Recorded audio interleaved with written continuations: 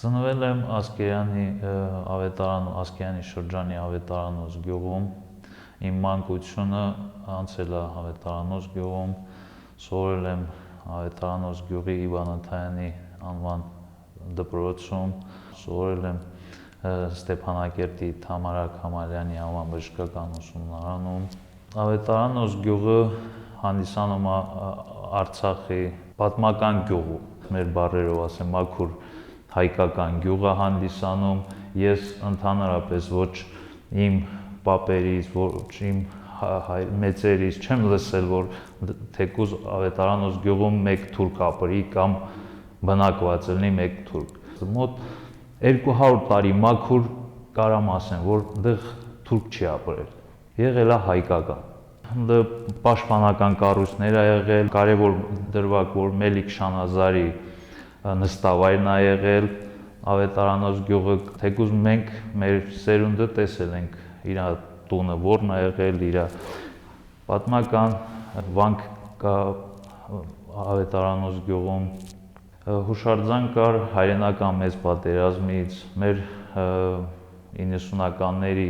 մեր պատերազմի, մեր գյուղի զոհվածների անունով հուշարձան կար, գեղեցիկ բնություն ունեցող գյուղ է։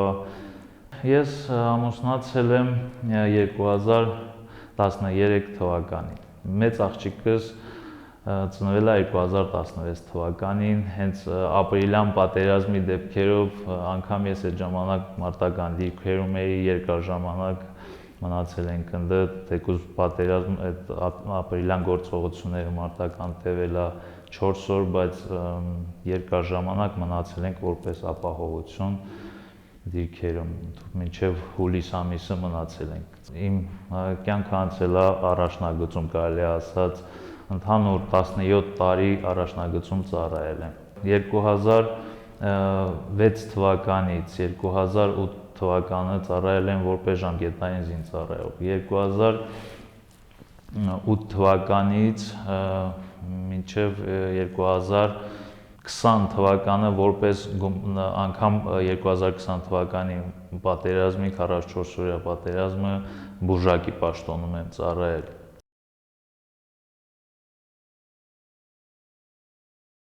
Պատերազմը վատ բան է, բայց պատերազմ լինելու դեպքում պետք է հաղթանակով ավարտվի այդ պատերազմը,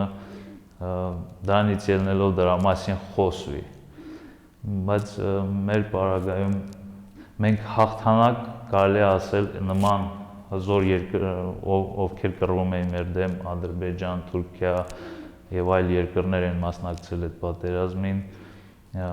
օգնելով Ադրբեջանին, կարելի ասած զուտ ժողովրդի պատերազմը նման երկրների դեմ հաղթանակ էր։ Ես չեմ մտածում, որ այդ պարտությունը ժողովրդի կամ զինվորական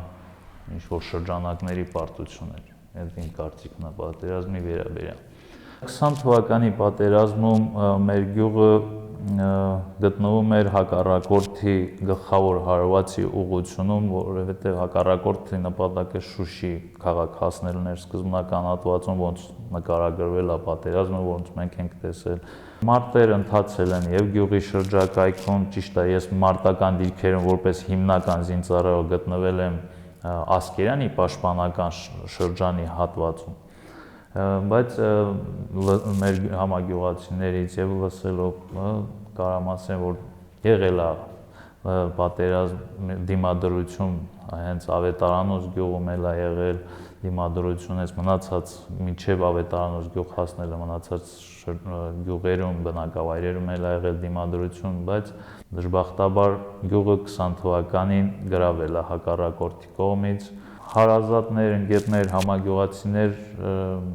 շատ եմ կորցրել։ 20 թվականին իմ հայրն էլ գյուղում է մնացել, որպես մինչև հիմա էլ անհայտ տեղեկություն չունենք, նրա վերաբերյալ դիմել ենք մի քանի տեղեր։ Պապայիս ազգանունը Գրիգորյան Մաքսիմ, մամաս, կինս, երեխան եկել էին Հայաստան, բայց այդ ժամանակ պապաս չի ասել, ես իմ տունը չեմ թողում գնամ, տենց մամայիս ասել։ Ստիպել են, որ անգամ իրանց հետ գա, որ իրավիճակը ձև է, ինքը չի եկել։ մի քիչ իրա ասած իմ մարդեր։ Մնացել էր դե տենց չեմ իմանում, հետո ինչա տեղի ունեցել, անգամ գյուղացիները հստակ չեն տեսել էլի։ Պատերազմից հետո տեղափոխվել եմ Ասկերանի Խնաբադ գյուղում եմ բնակվել ընտանիքով, կնոջս պապիկի տանը։ Նախքան 20 թվականի պատերազմը սովորում էի Վազգեն Սարգսյանում 6-ամսյա դասերի մասնակցել սպայական որակավորման։ Դրանից հետո անցել եմ որպես սպա ծառայության, մինչև սեպտեմբերի 19-ի մարտական գործողությունը, մինչև վերջ կարելի ասել ծառայության եմ եղել։ 23 թվականին եղել եմ 409 մարտական դիրքում, դիրքի վրա հարձակման հենց սկզբի հատվածից հրետանակոծություն ա եղել, իրաց պեխոտան, սենց ասեմ, չենք տեսել։ Հարձակումը եղել է հրետանային, 15, 20, 30 րոպե անընդհատ ռմբակոծել է, դիրքի տեղանքը շատ փոքր տեղանք ա եղել, տենց 50 մետր, 60 մետր տրամագծով թմբի վրա փոքր դիրք ա եղել։ Հրետանակոծել ա կացարան, դիտակետներ եւ այլ, միանգամից ոչնչացրել ա հրետանակոծության տակ։ Զոհեր չենք ունեցել մեր դիրքում բարեբախտաբար, բայց դիրքը ստիպված ենք եղել թողնել, անգել ենք շրջափակման, կարելի ասած, թիկունքից, տարբեր ուղղություններից, հազիվ այդ անտառներով, բանով մի կերպ զորքը դուրս ա եկել։ Մեր դիրքը թողնելուց հետո նորից պաշտպանության ենք անցել թիկունք հանդիսացող տեղամասում, մինչև պատերազմի դադարը մնացել ենք այդ դիրքում զինադադարի գիշերը։ Գնացել ենք զորամաս ողջ անձնակազմով, զենքերը հանձնել ենք զորամասում ու 2 օր հետո ասել են, որ Արցախը պետքա լքենք։ Բենզինի կարիք ունեին ժողովուրդը, մի մասան, էլի ով չի ունեցել, ով դիրքերից ա եկել կամ այս կամ այն, դիրքերից եկած, որ ուշ են եկել, այդ մարդիկ չեն ունեցել։ Հիմնականում ժողովուրդներն էլի մեծամասնությունը չի ունեցել, քանի որ նախքան է եղել է բլոկադա, ամեն ինչի պակաս ա եղել, սնունդի, վառելիքի եւ այլն, ամեն ինչի։ Ժողովրդի հետ կաղնած էինք հերթի մեջ, սպասում էինք, որ ամենքս մեր հերթը գա, ես էլ մնացել էր 2-3 հոգի, որ պետքա վառելիք ստանանք, այդ պահին պայթուն ալնում։ Պայթունից անմիջապես հետո փորձում եմ դուրս գամ տեղանքից, հասցնում եմ մի 2 քայլ երևի եւ ոտերիս տակ պայթում է այդ շինությունը, ինքը շինություն էր, գետնի տակն էր դրած այդ տարանները, մեծ քանի տոննանոց տարաններ էր դրած եւ դրանց կափարիչները հանած էր դուրս, այդտեղից ենք ստանում բենզինը ու վրան փակած էր պանելներով, այդ պանելներն ա ջարդվում եւ զգում եմ, որ ինչ որ չափ հիշնում եմ, բայց կրակ ալնում ընդհանուր այդ ներքևի հատվածը, չեմ կարող ասեմ ինչքան եմ իջել, բայց հիշում եմ, որ դուրս գալու ժամանակ արդեն վերելք էի, սողալով հազիվ հելնում էի։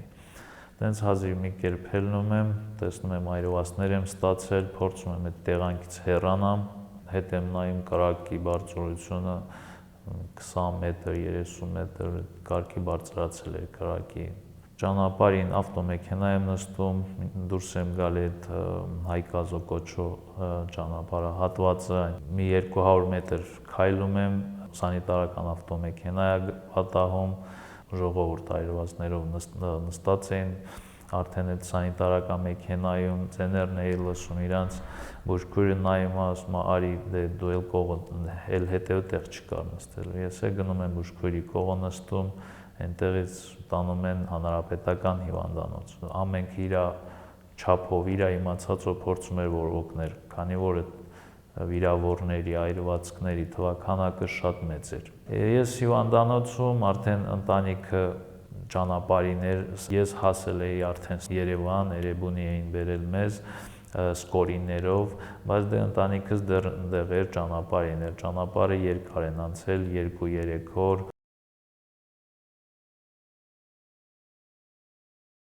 20 թվականից հետո ծնվել է երկրորդ երեխան, իսկ երրորդ երեխան ծնվել է ստեղ Հայաստանում։ Հղիության ընթացքում մայել իր ճանապարհը անցեկինս։ Երևանում կյանքը դե սկսվել է հիվանդանոցից, երկար ժամանակվա բուժում է պահանջում, մինչև անգամ այսօր ֆիզիոթերապիաների, բուժումների դեռ վիրահատություններ պետք է կատարվի։ Անընդհատ այդ բուժումների մեջ եմ հիմնականում մի քիչ այն որ ուրիշ բանա այդ առողջելներ այդ ուրիշ ձև անցնել հիմա մի քիչ ավելի դժվարությունների կրկնակի է դառել միանգամից ամեն ինչ կորցնելուց հետո մի հատ էլ առողջական խնդիրներ ու դժվար է կյանքը բայց ամեն դեպքում գոհ ենք Աստծոց որ կանք եւ երեխեքի կողքն ենք որպես արցախցի մենք ուզում ենք որ վերադառնանք մեր հայրենիքը մեզ համար ամենաթանկ բանը առաջին հերթին մեր հայրենիքն է բայց դա մենակ ցանկություն է էլի կարելի ասել այս պահին կյանքում միշտ մարդ ինչքան էլ դժվար պահի է հանդիպում կյանքը փորձում է շարունակի բայց դրա ասենք ուղղորդողը երեխաներն են ապագայում օգնելը իրանց նպատակին հասցնելն է փորձում ենք դա անենք